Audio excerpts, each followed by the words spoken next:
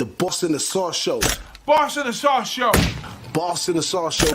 Boss and the Sauce Show. Here we go.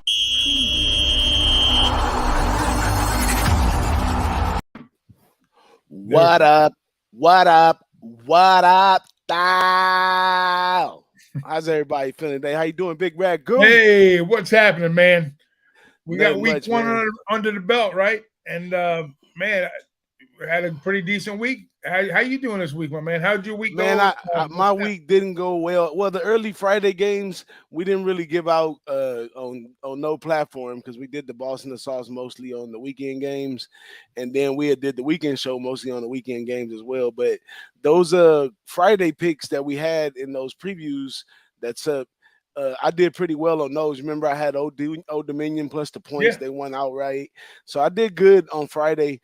But Saturday was a different story for me. I was pointing on with Notre Dame and the under. You know, I kind of lay heavy on that one. So that worked out for me in the long run.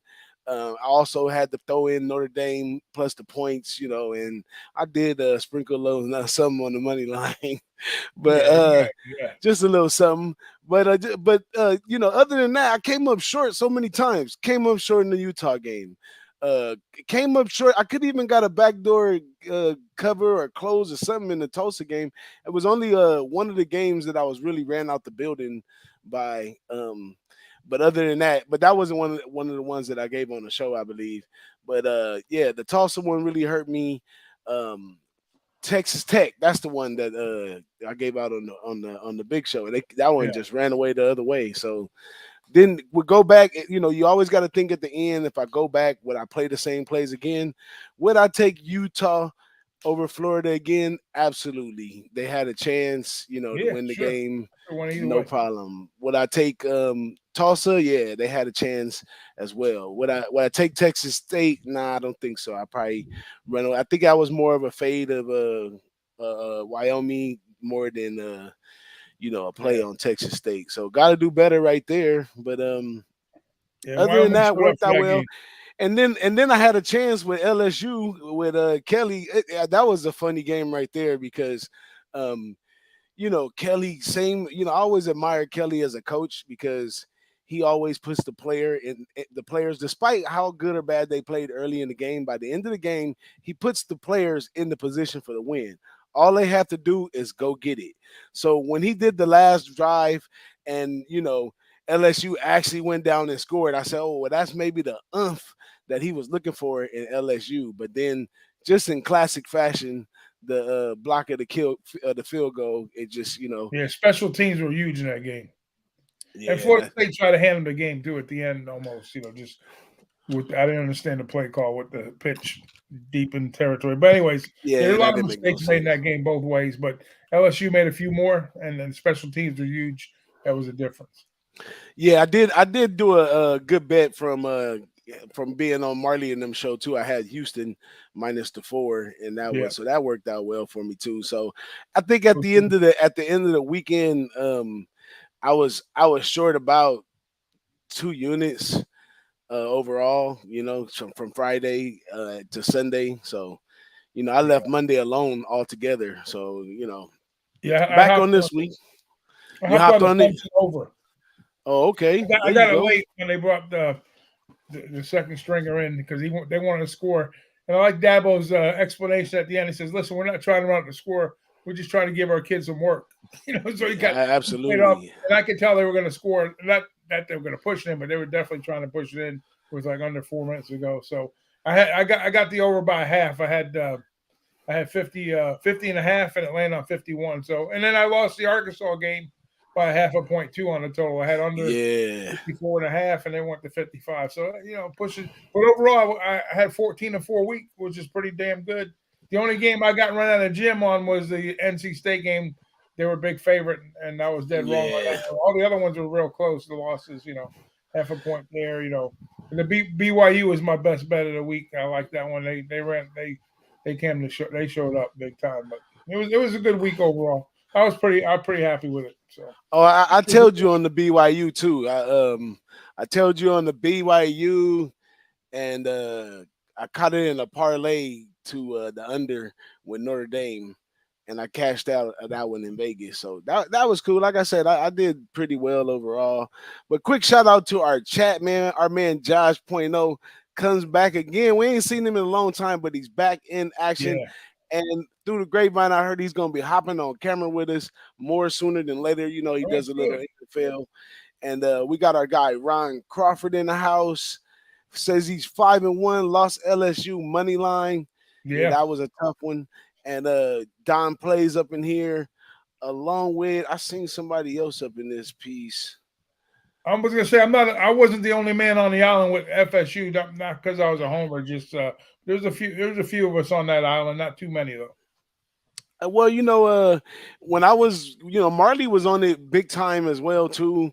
You was on it big time. It was a down south thing at that point for me. So to hop in front of that train, it takes a lot. But it could have went either way, man. Just like the Utah game. I think my point was proven a little bit about putting so much emphasis on the weather in that one, because they did very well in the first half, which I would thought would have been a fold, but. To the point that you guys made about playing in Florida in their stadium, at the end, that last play and what happened, the crowd, the noise. That was the largest crowd they ever had in the stadium, by the way.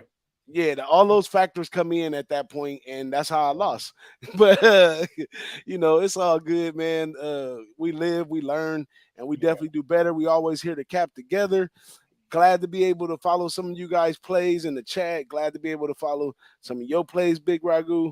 And shoot, let's get this show rocking and rolling, man. So we're going to do this a little different than we usually do. We're going to try to run through this pretty fast right here. So I'm going to go ahead and turn it over to Big Ragoo. Let him start off, and then we're going to keep going. So, Big Ragoo, we're going to do this in a food perspective, since we the boss and cooking the sauce and all that good stuff. And we love to eat.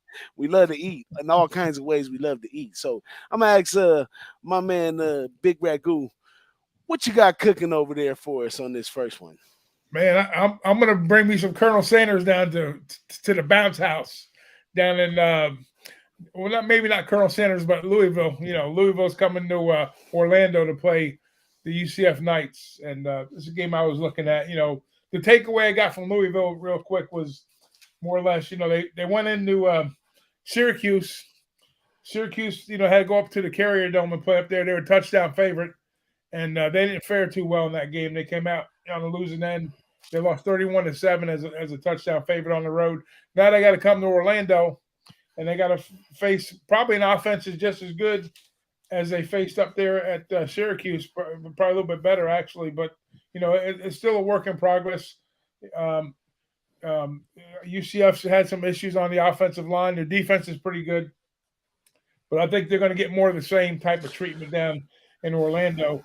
Now the funny thing was, a lot of these books looks like the market's coming back on Louisville, because I think I see some 5s, and I think it was 6.5. So that's a little worrisome if you're going to back UCF here. But I was kind of leaning towards the under in this spot here, more or less at 62, 61.5. Certain spots, but I think it's going to be closer than what people think.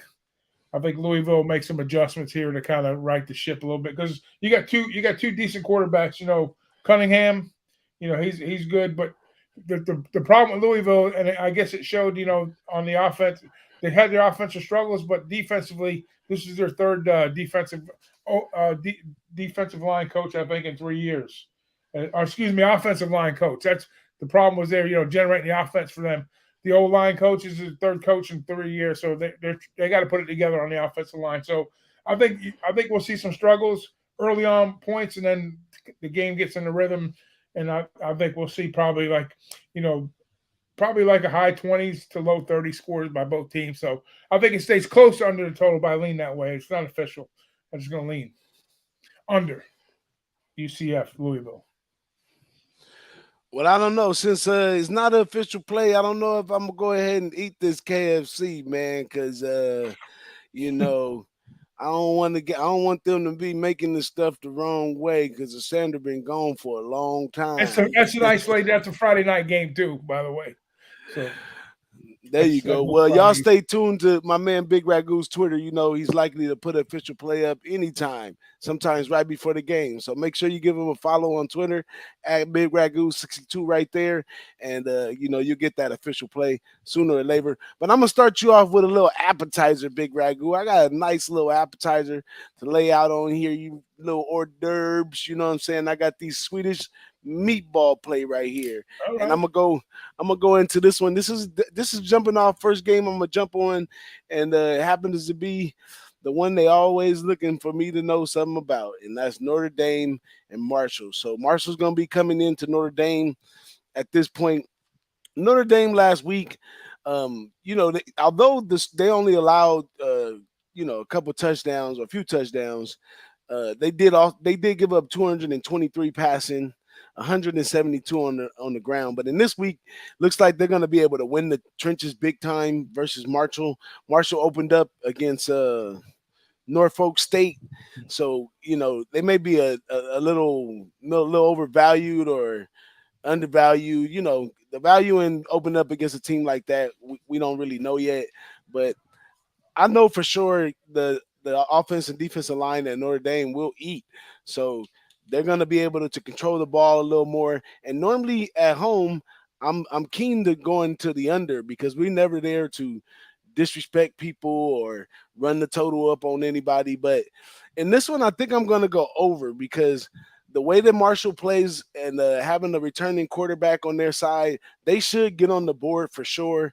Notre Dame's offense, you know, we Tyler Buckner put his face out on the line for us in that game.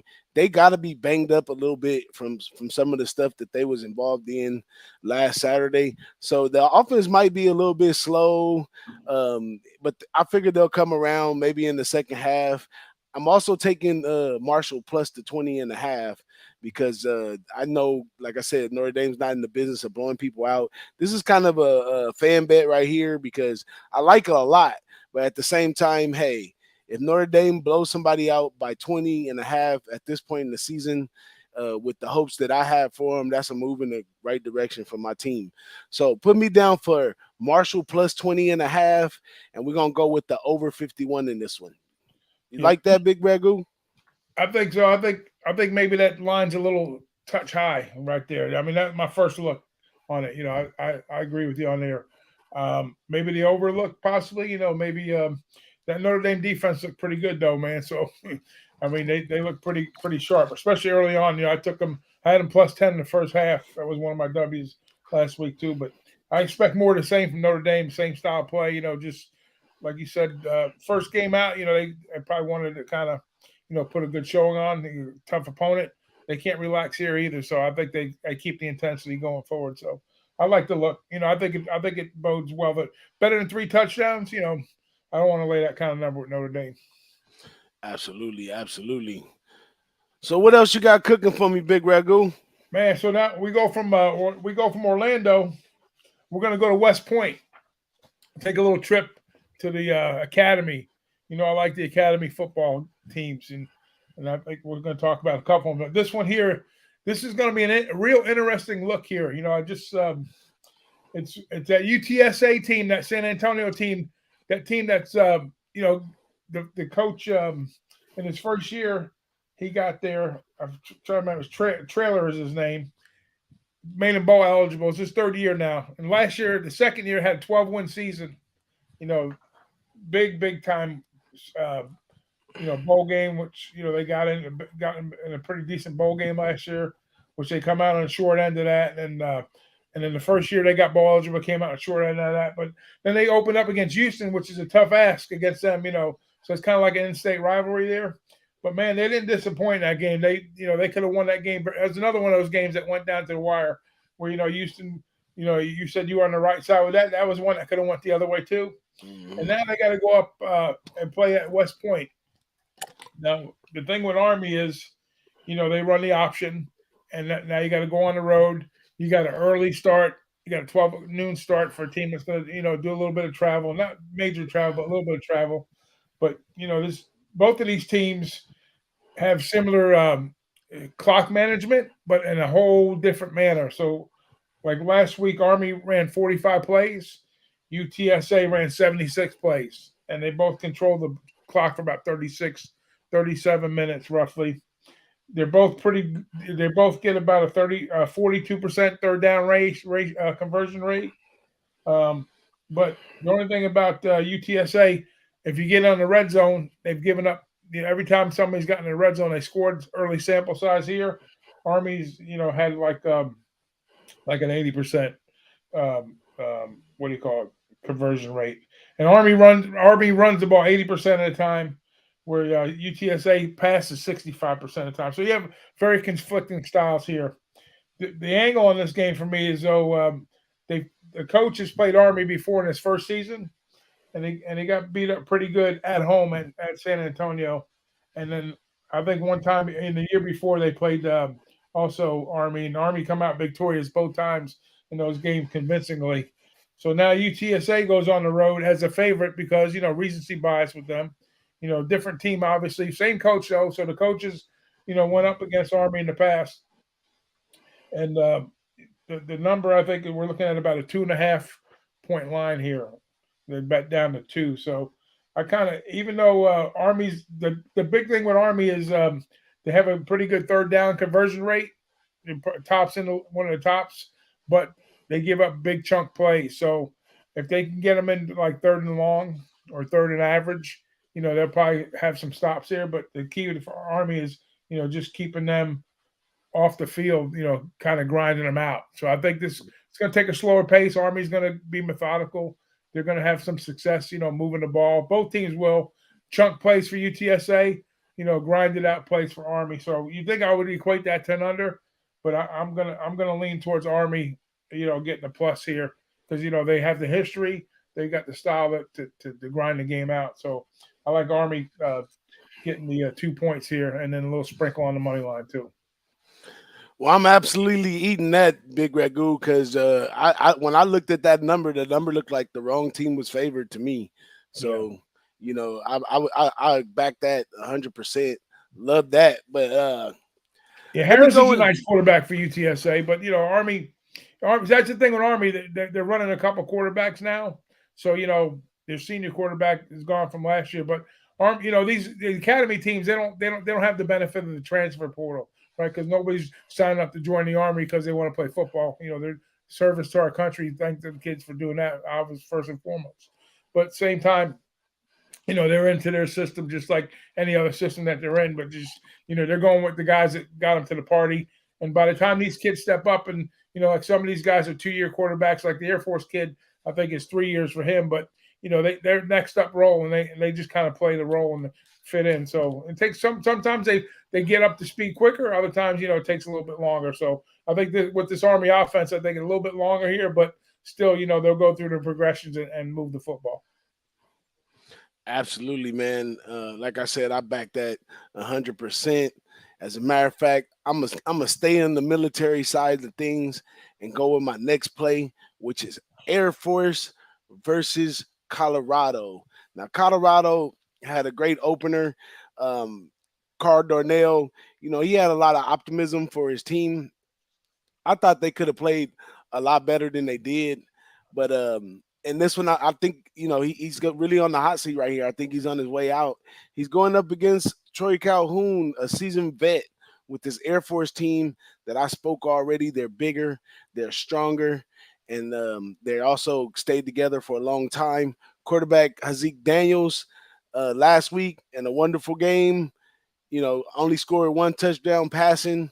They ran the ball up and down the field. I think he only threw he was 3 for 6 with a touchdown and 109 yards. So, that's the main key to these triple option offers in the military is that they can throw the ball on third down and complete those third downs when they can. And as long as they do that, they've been strong as far as I've known so far.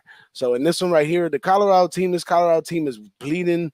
They gave up 275 rushing, and they come into play a team that's going to run the ball all the way down their throat with grown men that's bigger, probably faster, stronger, and all those different characteristics, which Colorado State, they did have a good record versus Mountain West, opponents overall. But Air Force last two, they won the last two versus them. Yeah, they 2-0 versus Pac-12.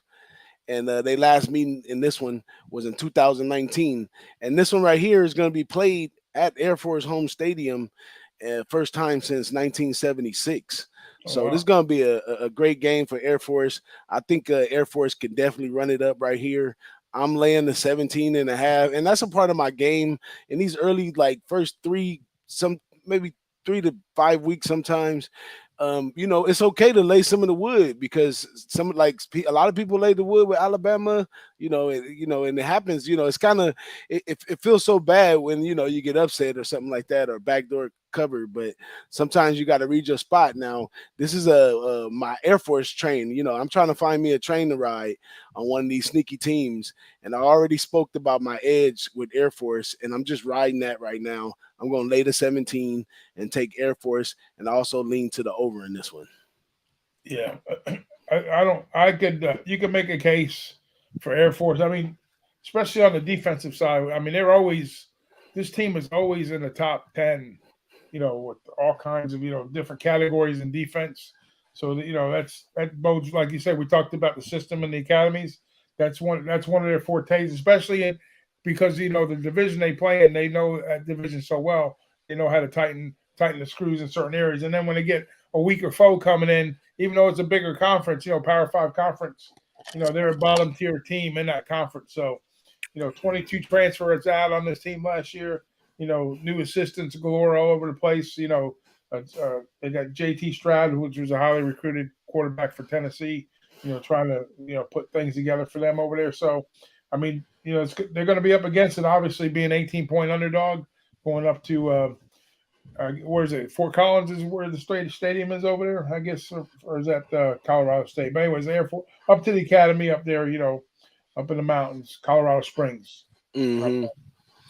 So, anyways, yeah, I don't have an argument there. It's a big number, but I think they're going to control both sides of the line of scrimmage, and it could be a long day for Colorado, trying to figure things out. So, no argument here for me on that play. That's right. So what you got cooking for us? Oh man, let's see what my next game is. Let me check my little cheat sheet here. Here we go. This is my second home away from home. I'm going up to we're not going up to it, but the team is from Columbia, South Carolina. They're going to be going playing Arkansas. Arkansas coming off of that big game with Cincinnati last week, right? I mean, Arkansas, Pittman. These two coaches here, I really like them a lot. And Beamer and Pittman, these are two guys that are kind of they're not Saban or Kirby level yet, but they're pretty darn close. I mean, Pittman is, because they're cut from the same cloth, basically, more or less. And Beamer, his dad, Frank Beamer, 30 plus years up at Vatech. So he's got some, blue blood in him too. So this is going to be a real good look here in this game.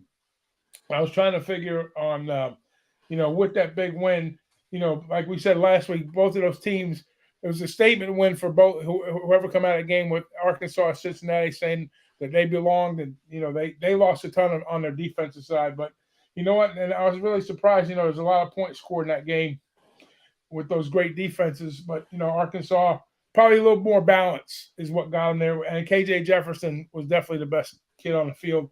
But now looking across the other side, you got Spencer Rattler, who was a Heisman candidate at Oklahoma. That was probably the biggest portal pickup, I think, in the whole scheme of things.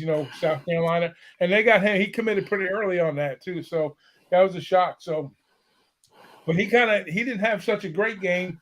But they played Georgia State. They won 35-14. Georgia State is a pretty good football team. Very underrated football team. They got solid running game, a great quarterback.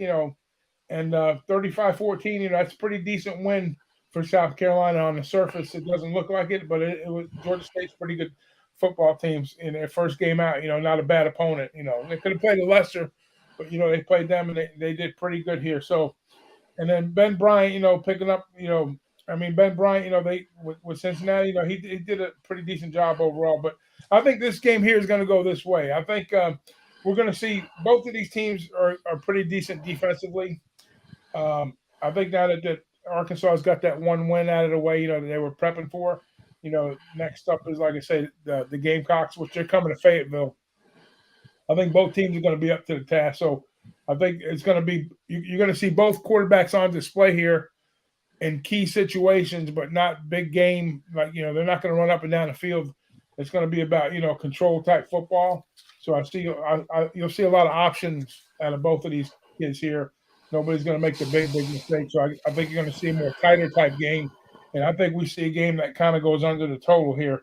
I think we see like a 24-21 or a 20, maybe like I don't even want to say a 27-20 type game. I think you'll see maybe like a 3 or 4 point game.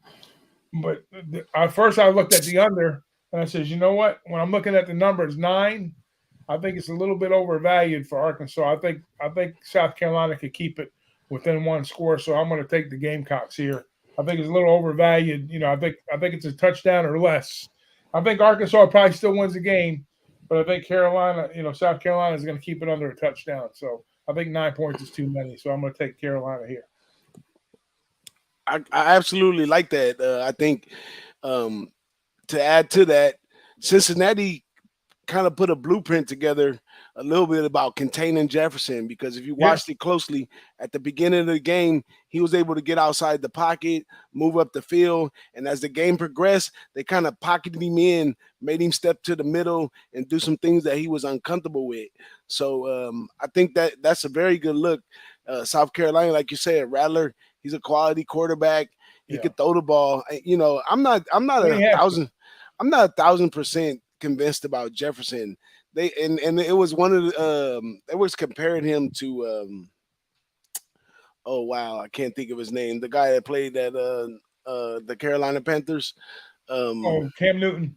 They were comparing him to Cam Newton, especially when he was. So I mean, there's no longevity at a quarterback that's just so athletic that he can run out of the side of the pocket and wait till people mix around, find an open receiver, and go downfield. Because when you make it to the big leagues, that's not something you could just do all day. Yeah. So it's kind of a false look at an athlete. Now Jefferson, he is big and strong, no doubt about it, but his quarterbacking is not high quality to where he can't be bottled up or rattled out. So I like that look 100%. Let me go into one of my bigger games that I found some interest in, and that's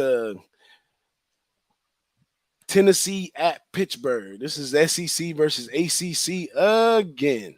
And I think the SEC is going to edge out on this one. These two teams have kind of like a similar vibe, even though Narduzio's going through in his 8th year, Heupel's going through his 2nd, the progress that they both made with their team this year are pretty much about the same, right? But I think that Tennessee, in the long run, they're gonna have the better defense in this one.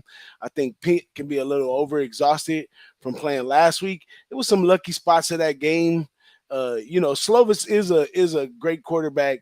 He was coached by some of the top best, so he's gonna show and improve every time. But I do see this game going over. I don't want to give it as official play, though, because it's just too high to take over.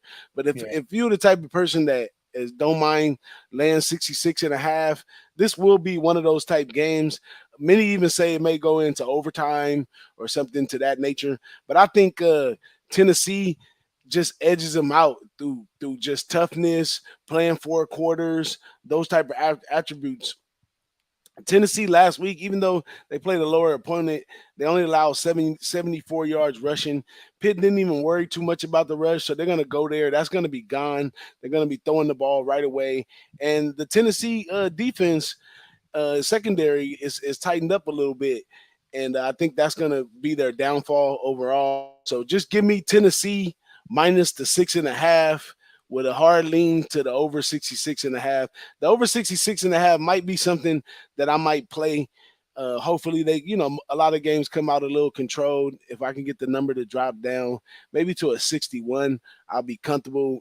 Even going into it in the second quarter with a 61, this game's going to be high flying in the second half. Yeah, I don't disagree with you. I kind of like the look actually. My big question was I didn't realize I know Slovis was going to kind of fit the bill even with the new offensive coordinator going in the pit. With Whipple leaving and going out west, to coach out in Nebraska with Frost. But I didn't realize how quick that they would come up to speed on the offensive side. Now, defensively, you're right; they do have their struggles, but they're pretty solid up front. Usually against the run, that's where they clamp down.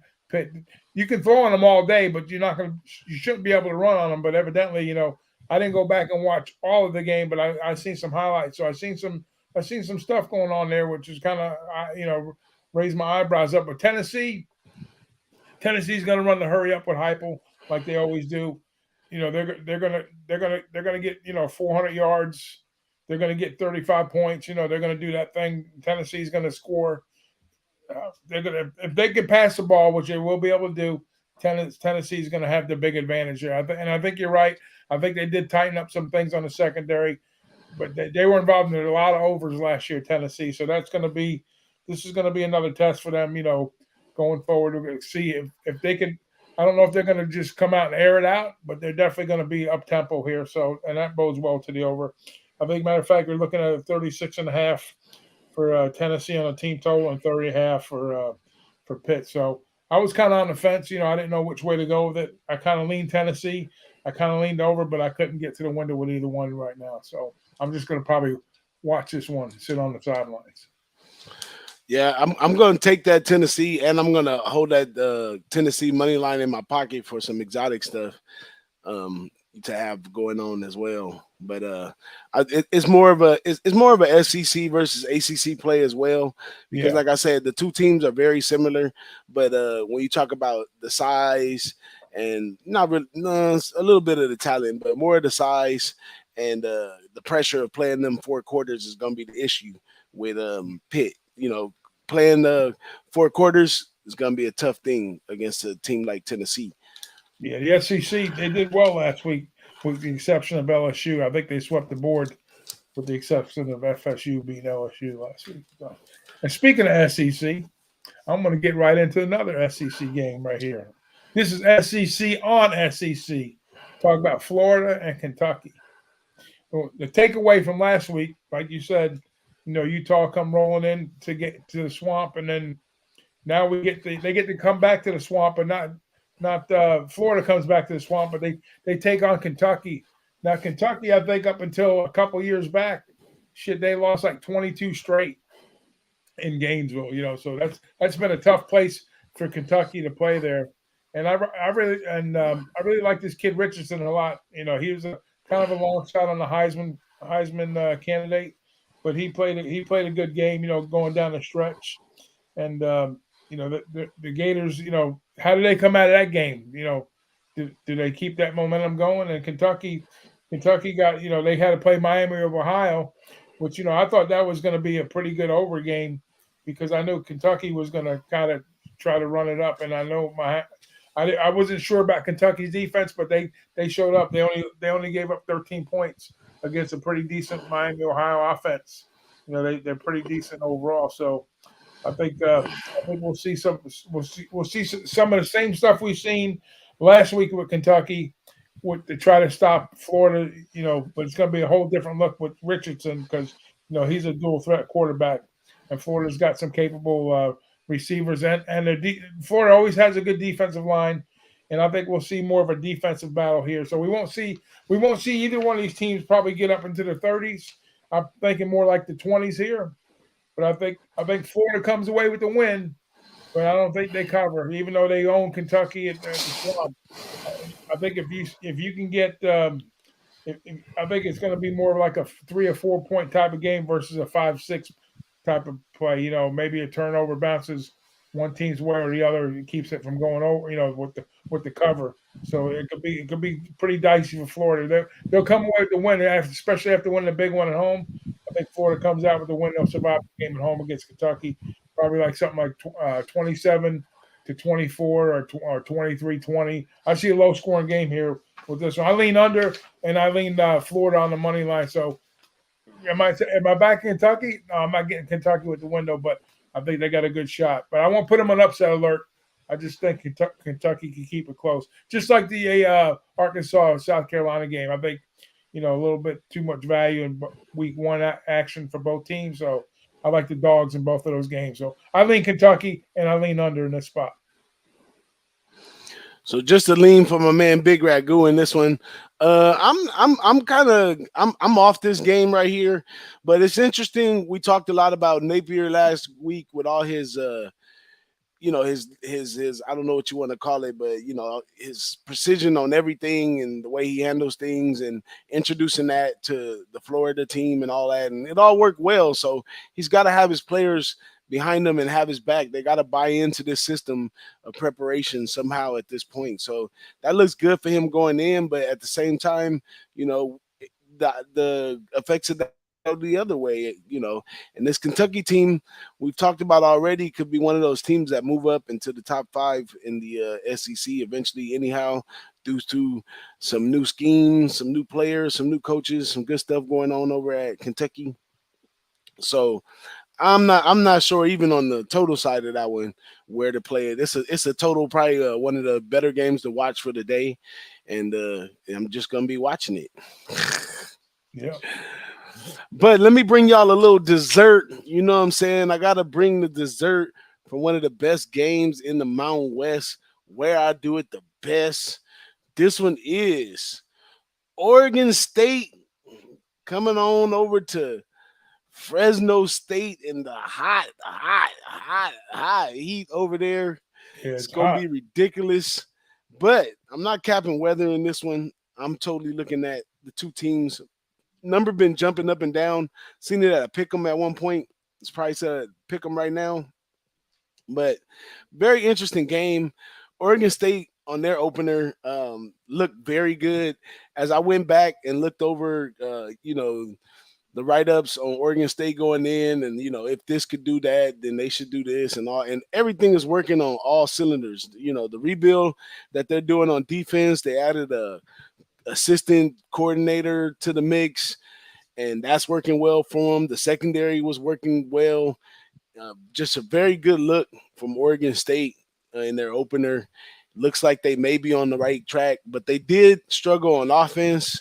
Nolan, 2 touchdowns, 2 interception, but this is a run first team anyhow, so they are willing to run the ball on you. And they're going to be playing this Fresno State team, who I have a big question for. Last week, they had 549 yards for only 35 points versus Cal Poly. Now, I did hear whispers saying that the team the JC team that won the state championship came from that area, and several players ended up on that Cal Poly team, and they were one to watch out for. So it was one of the games I had an edge on, but I forgot I didn't I would listen to some stuff and everything, but I didn't see it with my own eyes, so I didn't really put it out there like that. But that was something that I heard, that they acquired some players from this fabulous team and they're going to work well. I looked it for them to close gaps in games and cover, and that's exactly what they did against this Fresno State team, who I don't believe in too much. They're like my 4th team. Well, they're probably going to go up to 3rd now because Boise State really didn't look good. But we don't know if Boise State really didn't look good or did they really get outplayed on the field. When they had like 6 turnovers in that game or something like that, a bunch of Yeah. turnovers. And then Brockmeyer went down, and the new guy that came in, I kind of like the new guy, to tell you the truth. He was a lot more mobile, not such a passer as Hainer, but they could be okay. They could be a good look on Boise State because everybody think with Hank out, then it's going to be an issue. But I think they could hit the ground rolling with this new guy. And sometimes that's what it takes to change things in teams. Player gets injured. Yeah, a little spark. Early spark though, man. First game of the season out. Yeah, and that's a guy that's what, a 3rd-year senior, I believe. But Fresno State, like I said, they really didn't look good to me coming out. I believe there's probably issues with players truly buying into Hainer coming back after he threatened to leave behind the other coach, and then Teffer coming back to Fresno State. How can they just go right into being? I mean, they ain't like they won the Mountain West or anything much last year like that. And what makes you think this guy's gonna come from chilling out and jump right over here and pick things up and just grab them and go. This is a good opportunity for the Pac-12 to gain some ground on the Mountain West, because the Mountain West through the past years, and even in some of the captains of these games, the first thing they mention is, especially like San Diego State, they tear the Pac-12 up. You know, a couple Mountain West teams got pretty good records versus the Pac-12. This is a spot for probably is going to be one of the hotter teams in the Pac-12, Oregon State, to be like a sleeper team coming up through the ranks this year, and they're gonna show everybody in this game right here versus Fresno State, who's supposed to have the best quarterback. You know, Hayner's probably gonna be on the NFL team someday, but I don't think his team is following. Replacing Ronnie Rivers is a big thing because he caught the ball out of the backfield as well as ran the ball well, so that's like a dual threat. You know, so it's kind of hard to replace those kind of guys. And it's going to take a little time for Fresno State. Go ahead and get this to the Pac-12, and you still can straighten it out for the number 3 or number 4 spot in the Mountain West. So I'm taking Oregon State money line, however it go. I'm taking the money line, and I'm taking the under 61.5 in this one. I really like the under in this one. I think both teams, you know, it's one of those things where you know, on paper they look one way, but in real actuality, they have to play defense. They have to run the ball. They have to do these certain things in games that's going to really slow this thing down.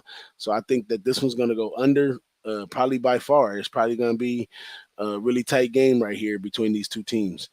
But that's what I'm taking right here. The line shows it. I mean, the line definitely shows it. You know, tight game. And after that big game they had in Corvallis, I mean, I'm not a Mountain West guy by no means, but you know, I always lean on you for that kind of stuff. But you're looking from Oregon State coming away from Corvallis, you feel pretty comfortable with them, you know, taking their stuff back on the road and going against a Fresno that might be a little, I'm not gonna say undermanned, but you know, maybe overmatched a little bit in your book. That's what you like. Absolutely, that's where I'm at with it, and I think that and I like the total. I do agree with you on the total. I like that look. Under. I think like 50 or low 50s, something like that, mid 50s, low 50s. 60s big over there. Yeah. I think the defense is going to show up, especially for Oregon State, because they know. I mean, they're going to know this guy's going to try to pass them. They want to try to force them to run the ball. They want to try to keep the game in front of them, and then they don't want to make any more mistakes. They're going to have to try to clean up the fact that the quarterback threw 2 interceptions last week. So ball control is going to be very important. They're going to run the ball when possible. And Fresno State is open for the run on defense all day, you know. So under in that one, in Oregon State, that's it for me. Well, I think that's it, right? You gave the dessert. You started out with the appetizer. We kind of had some, you know, something to chew on in between. Now you finished up with dessert. So is that it, man? Are we about done with the show? We about done, man. Unless there's any other things you want to add on, or any games you've seen out there that you might be looking into a little later on. I thought about this SC and Stanford game. I think if SC wants to, I said it last week, I okayed it to some SC fans, like take SC minus the big points, because they're going to continue to want to be Pete Carroll 2.0, where they were running teams out the building, 50, 60-point games. I think they'll try to run it up on Stanford. We all know Stanford is plain potato salad when it comes to their offensive schemes and stuff like that, but they will kill you with their discipline and they double tight. So, coach coming over here for the first time against this Stanford team as USC coach, he's going to have to deal with those double tights and the way that they do things over there. He's going to be playing at their house. So, you know, it could be an opportunity for them to show them something, but at the same time, they might be outpowered. This SC team might be real. So, you know, I think I lean SC in that one. Yeah, you like SC. What's the number in that game? Ooh, it's up there. Let me take a look. It's up there a little bit. Stanford is usually not setting the world on fire with their offense. You know, the way they play over there, they just kind of play pretty vanilla type game and more of a ball control. You know, not turn it over, run, try to get your team off the, you know, get the opposing offense off the field and control the clock. Try to grind you out. Yeah, and that's just how they do things. They're one of those teams that they're not interested in changing what they do or anything like that. They're comfortable right there Almost like an doing what they do. academy style, but in a different way. Yeah, and they say that they say they try to um, play themselves after like the West Coast Notre Dame because all that stuff and all that. So I don't know. They kind of do that, but the double tight and the way that they run that offense is so plain Jane. Is nothing Mhm. near. So it's -9 for USC. You're getting a decent number. I think that might be. I don't know. Some of these games, I don't know how they calculate this stuff. I mean, going at the end of last year, Stanford was one of the worst teams in the Pac-12.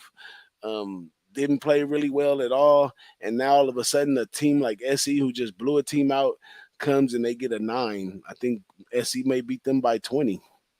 Yeah, well, I mean, it's one game under NC under the Lincoln Riley era, first game out, so maybe they want to see what happens in conference, against a lower tier opponent. Maybe they didn't want to set them. Plus the game, like you said, it's in Palo Alto, right? It's in Palo Alto, yeah. Yeah. My We'll see. man Dami Gun says, "Do I have a question about OD?" No, I think OD is doing really, really good, and the success that they had. That's why I also was willing to take them on the money line as well because the proof is in the pudding over there. It's the players, it's the coach, it's the system, it's all those great things coming together, and that's going to be the strength of their team for right now. Yeah. So There's another team from Virginia that's pretty good that stepped up to from FCS to FBS. James Madison, look out for that team going forward yeah, too, longer yeah. term. Yeah, and, Welcome to that was another thing I wanted to say too. I found some luck playing some of those extra games. I caught that under with San Jose State with Jay Money. Jay Money hit me up about that one. I said, you know what? I had looked past that game when I was looking at all the Mountain West games, but as I broke it down a little bit, I was like, you know what? This is a good spot for an under right here. And I hit that one. And then I almost woke up and bet Jackson State to cover, but I fell asleep on that and missed the kickoff on that one. So I didn't get that one in. But definitely some SCFs, some small school ball to be interested sometimes. And that was a great thing, when things wasn't going so well for me with the big boys. I went to the extra games and found a little love over there. Yeah. Thank you. Yeah, you gotta sift through the pile every now and then when something don't jump off the page at you. You start peeling the layers back a little bit, and you find those little gems like that. They're out there. Just it's not always the big TV games or the hype games. It's the ones you're not thinking about. Then you go find a nugget and you hammer it. Absolutely. But that's it for the Boss in the Sauce, man. Y'all let us know in the comments how y'all like this show outline that we did. We way faster. We got through a lot of games. We got some good information out there. Give us some feedback. Let you know how we like it so we can find something that works for us and work for y'all. And we love to get you guys more involved with us in the chat at the games we pick, stuff we do, and all that. We love it when you ask questions, all those type of things. So stay tuned with us, man. We appreciate everybody showing up. Dami Gun, my man Ski jumped in for a minute. Josh Point oh hanging out with us. Ron Crawford again with us. Even my man, it's Snizzle came in here. Jay Peasy, shout out to Jay Peasy. Nasty Nate came up in here. We had a couple laughs. Shout out to Nasty Nate and our guy Nut Flush Allen from the Allen family was up in here with us as well today. Any closing remarks for the folks, Big Ragoo? No, all the love to our family out there, man. You guys know who you are. You tune in each and every week. We see you around the league. We see you on the show. So just keep bringing that fire to us and let us know who you're on. We'll feed off of that, and I'll do a better job answering my chat next week. It'll be third time out. Third time's always a charm for me. So we'll be ready to rock and roll. Just keep tuning in, and we'll see you on Saturday, right, DJ? We'll be on the Saturday morning show with the guys. Make sure you catch us on Saturday, man, and also look out. Big, huge alert, big, huge announcement. It's going to be another solid Who-Bangin sports show coming on for the NFL. Before you bet with me and Dom Ricci, and this one we're going to be starting right at about 3:00 on the east, which will be noon right here on the west. Kind of like as you're coming out of the morning Sundays, games. right? Yeah, on Sundays. As you're coming out of the morning games and you're getting into those late games, we're going to hop in there. We're going to have a show. We're going to give some picks on the late games. We're going to talk about how everybody's doing with the early games and maybe even throw a couple picks out there for Monday night. So join us Sunday, every Sunday, 3 p.m. Eastern, noontime here on the West for some NFL. Before you bet, Dom Ricci and I, we're going to knock that one down. So check us out. We out of here, y'all. The Boss and the Sauce Show. Boss and the Sauce Show. Boss and the Sauce Show. Boss and the Sauce Show. Here we go.